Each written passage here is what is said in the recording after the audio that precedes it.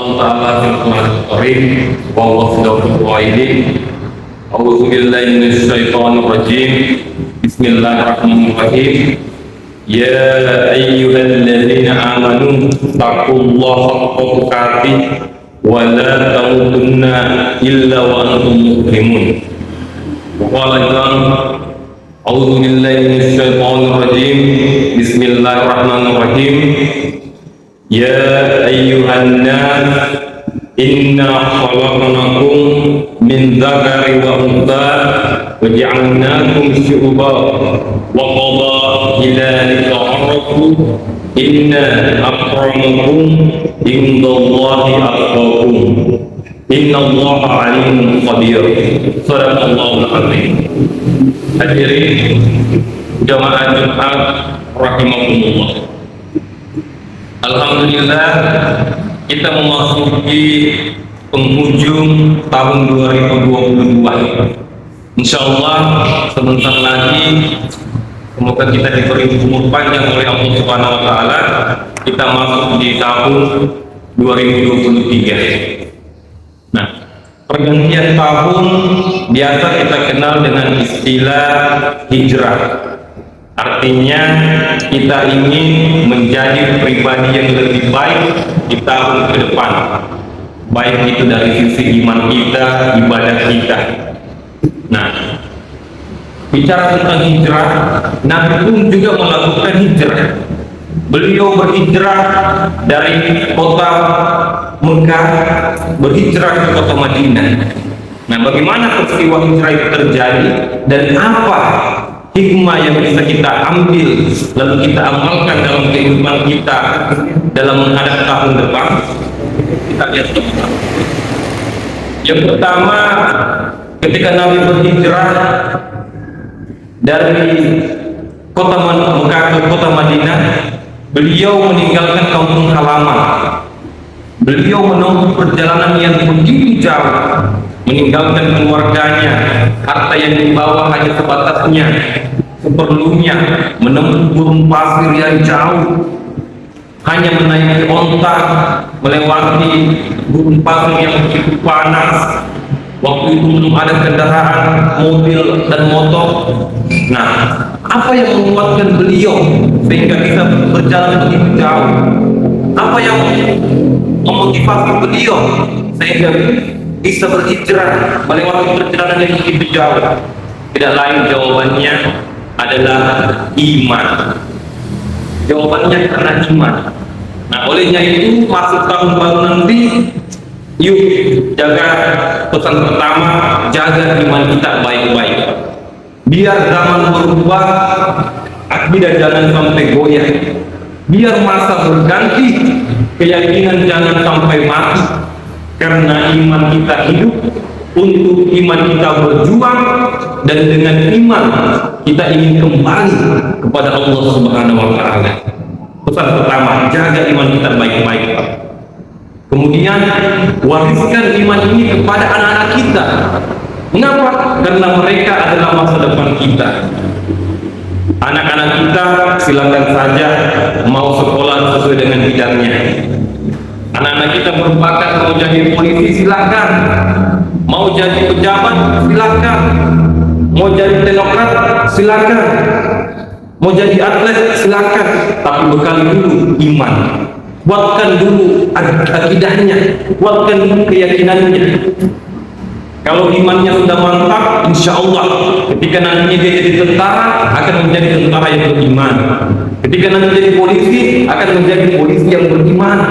Ketika nanti jadi pejabat akan menjadi pejabat yang beriman. Ketika nanti jadi pengusaha akan menjadi pengusaha yang beriman. Ini yang pertama, buatkan dulu imannya. Nah, apalagi di tahun depan ini tantangan luar biasa. Cobaan, godaan begitu besar di era globalisasi seperti sekarang ini. Dulu kita ingat waktu zaman kita masih kecil, kita hanya menonton televisi, siarannya cuma terbatas, hanya SCTV, Indosiar. Di hari libur kita hanya nonton Doraemon, kartu.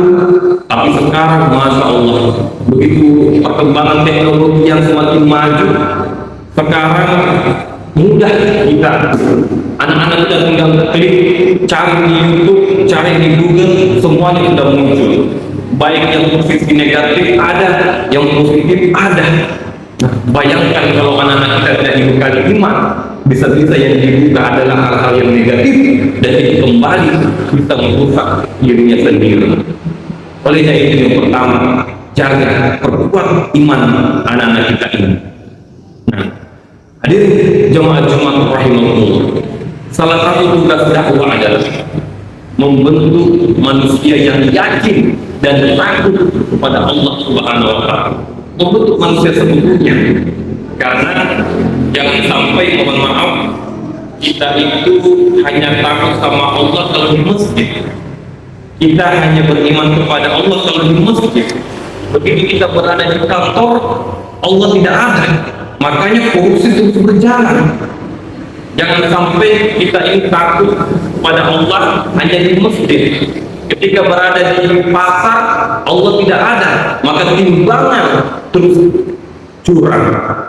Olehnya itu, kita ini membentuk manusia seutuhnya, manusia yang takut kepada Allah Subhanahu wa Ta'ala dimanapun dia berada. Ini modal yang pertama, jaga iman baik-baik. Terus yang kedua, ketika Nabi Shallallahu Alaihi Wasallam berhijrah, beliau datang ke kota Madinah. Bagaimana masyarakat Madinah menyambut beliau? Kita kenal masyarakat Madinah kala itu disebut kaum Ansor, sedangkan yang datang dari Mekah disebut kaum Muhajir. Bagaimana kaum Ansor menyapa kaum dari Madinah ini? Apakah dengan balas pinggang, dengan perpecahan? Tidak, yaitu beliau sambut dengan kehangatan, dengan kebahagiaan, melebur. Masya Allah. Nah, apa maknanya? Menghadapi tahun baru ini, yuk perkuat ukhuwah Islamnya kita, perkuat persatuan kita semua. Sebuah kemenangan hanya bisa diraih kalau ada persatuan, kalau ada kekuatan. Nah, kekuatan bisa diraih kalau ada persatuan, dan persatuan bisa dibangun kalau ada yang namanya silaturahmi. Makanya hidupkan budaya silaturahmi ini. Silaturahmi. Nah, kita bisa menang karena kita kuat, kita bisa kuat karena kita bersatu, kita bisa bersatu kalau kita bangun yang namanya silaturahmi. Jangan sampai kita berpecah belah hanya karena persoalan sepele, hanya karena perbedaan. Kita berbeda partai, kita berbeda suku, berbeda golongan, lantas kita berpecah belah. Jangan. Allah mengatakan wala tafarraqu, bukan wala taftariqu. Janganlah kau pecah belah. Allah tidak mengatakan janganlah kau berbeda pendapat, tidak. Tapi Allah mengatakan janganlah kau berpecah belah. Artinya beda pendapat boleh, asalkan kita jangan marah. Beda boleh, marah yang jangan. Nah, olehnya itu bangun persaudaraan ini. Nah, di masjid ini contoh sederhana bagaimana persatuan itu dijaga.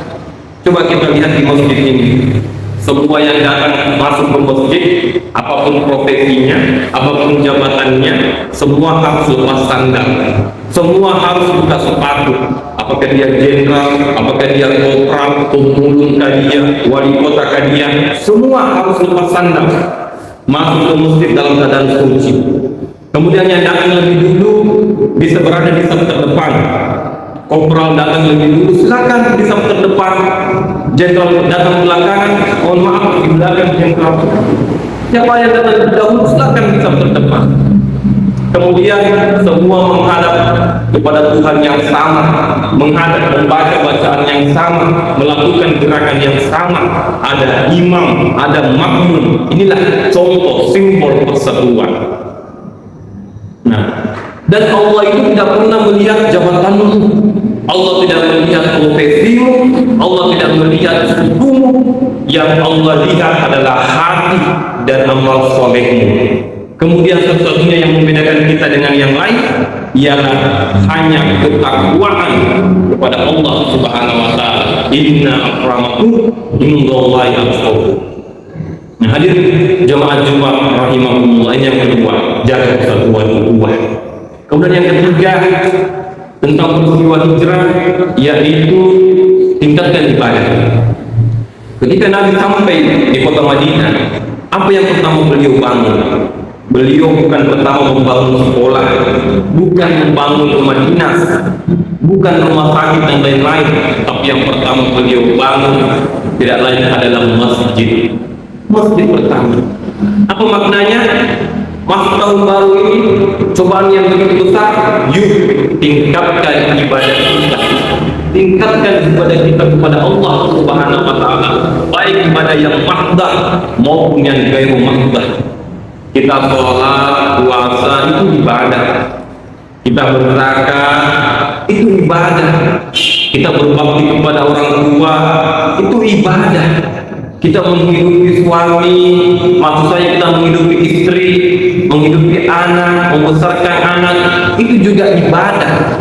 Dan niatkan semua ibadah yang kita lakukan itu tidak lain mencari ridho Allah Subhanahu wa taala.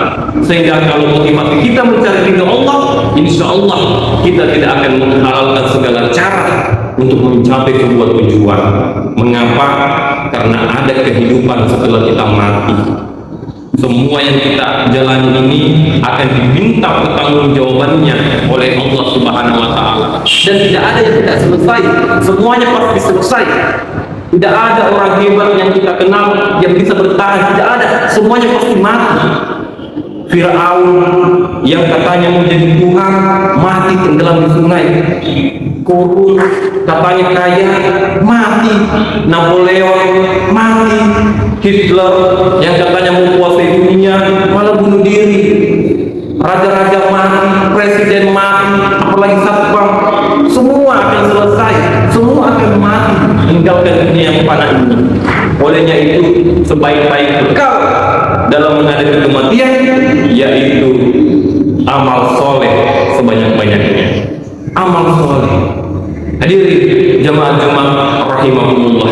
Olehnya itu menghadapi tahun baru yang begitu besar godaan ke depan, era globalisasi saat ini, yuk pesannya tadi, jaga iman kita baik-baik. Inilah harta yang paling berharga dalam hidup kita. Kemudian yang kedua, kita bangun ukhuwah, perkuat persatuan di antara kita. Kemudian yang ketiga, kita tingkatkan ibadah sebanyak-banyaknya. Kita kumpulkan amal soleh sebanyak-banyaknya. Semoga kita bisa selamat dalam menghadapi tahun depan dan menjadi manusia yang diberikan keuntungan oleh Allah Subhanahu wa taala. Barakallahu li wa lakum fil Qur'anil azim wa nafa'ni wa iyyakum bima fihi minal ayati was salihin. Wa taqabbalallahu minni wa minkum tilawatahu innahu was samiul alim.